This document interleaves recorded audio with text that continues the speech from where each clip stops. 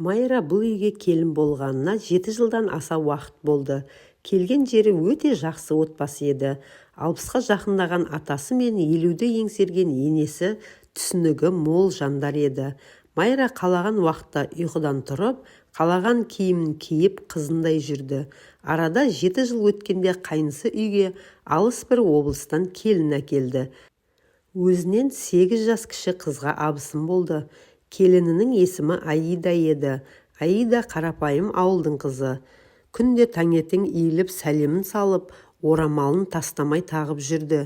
Мейірімді келінге Майра бір аптадан соң оңаша отырғанда, болды енді, қонақтардың аяғы басылды, орамалыңды тастап сәлем салмасаң да болады. Негізі бізде сәлем салмайды, тым ерсі көрінеді.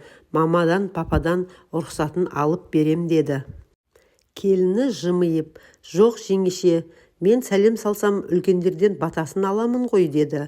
Айтқанына көне қоймаған соң, гүл болмасаң бүл бол дегендей үндемей қоя салды. Арада бірнеше ай өтсе де келін сәлемін үзбеді. Алғашында үрке қараған ағайындар көп жаса келін деп көздері үйрене бастады. Бір күні келіннің төркінінен суыт хабар келді. Аиданың ағасы жол апатынан көз жұмыпты. Бұлар ақылдаса келе, құданың ауылына келінді жалғыз жібермей, қасына атасы, күйеуі және абысыны Майра еріп баратын болып жолға шықты. Жаназаға үлгерді. Шулап жылаған адамдар өте көп. Туыстар ауылдың бүкіл адамы жиналып, жаназасы да өтті. Аиданың ағасының келіншегі жап-жас келіншек, аяғы ауыр екен. Бірде есін біліп, бірде есін білмей, жылай-жылай күнді батырды. Ертесіне Аиданы төркініне күйеуі екеуі тастап, Майра атасы екеуі қайтатын болып, ерте тұрды.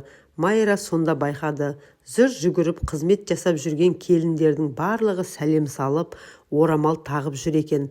Тіпті орта жасқа келген әйелдер де сәлем салғанда таң қалады. Барлығы таңертеңгі шайға отырды. Әлі қонақтар да көп еді.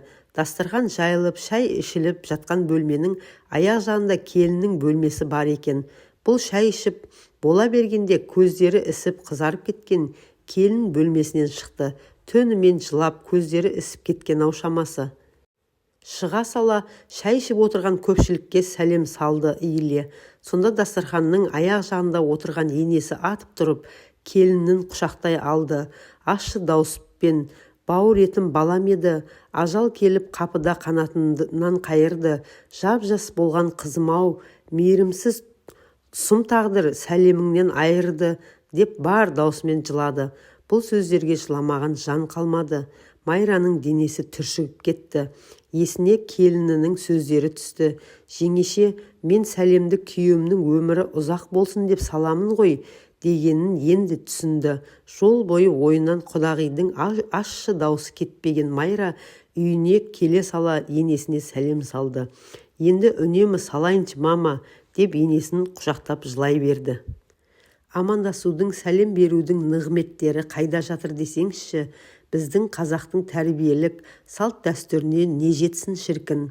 Сізге де адал келін бұйырсын. Видео ұнаса тіркеліп лайк басыңыз.